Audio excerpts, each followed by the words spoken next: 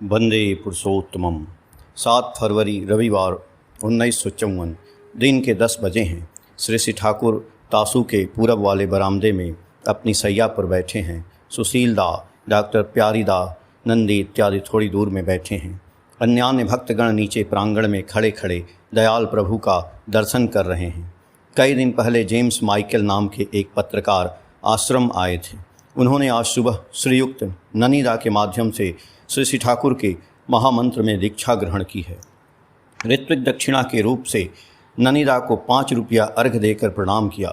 गुरु प्रणामी, ठाकुर प्रणामी निवेदन करने के लिए कहने पर मिस्टर माइकल ने ननीदा से अंग्रेजी में कहा, ठाकुर को रुपया देकर प्रणाम करने से मुझे तृप्ति नहीं मिलती है। आपने कहा है जीवन की सबसे प्रिय चीज़ ठाकुर को निवेदन करना चाहिए।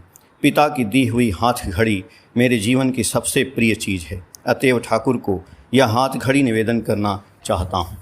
ननीदा ने असम्मति व्यक्त नहीं की और कहा, तुम जो चाहो वही निवेदन कर सकते हो। जो ही ठाकुर प्रणामी देकर दीक्षानुष्ठान समाप्त करके ननीदा मिस्टर माइकल को श्री ठाकुर के समीप लेते आए। मिस्टर माइकल ने कर जोड़े ठाकुर का अभिवादन किया। ठाकुर भी दोनों कर जोड़े उस अभिवादन को ग्रहण करके टकटकी लगाकर मिस्टर माइकल को देखते रहे।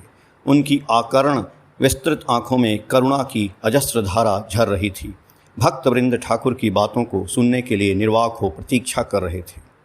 मिस्टर माइकल जेब से हाथ घड़ी निकालकर श्री ठाकुर के सामने ठेहुना जोड़कर बैठ गए। दोनों हाथ में घड़ी लिए बोल उठे, my lord, I want to offer this wrist watch to you.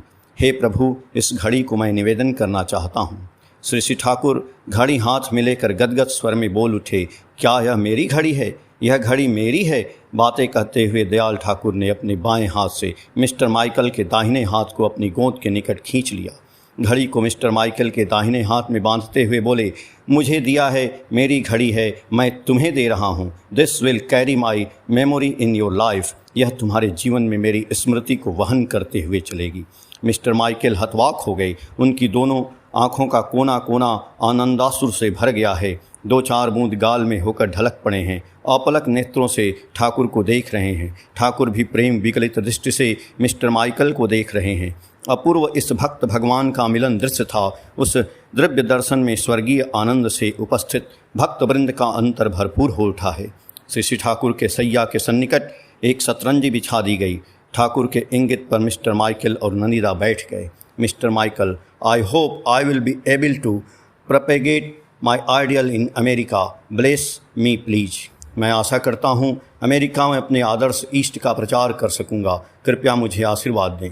एक अपरूप प्राणोच्छल भंगिमा में श्री ठाकुर बोल उठे, तुम ग्लोविंग सेंटर, दीप्तिमान केंद्र हो। उठो, 7 सहस्त्र लोग तुम्हें केंद्र करके इष्ट के प्रति अच्युत हो उठें।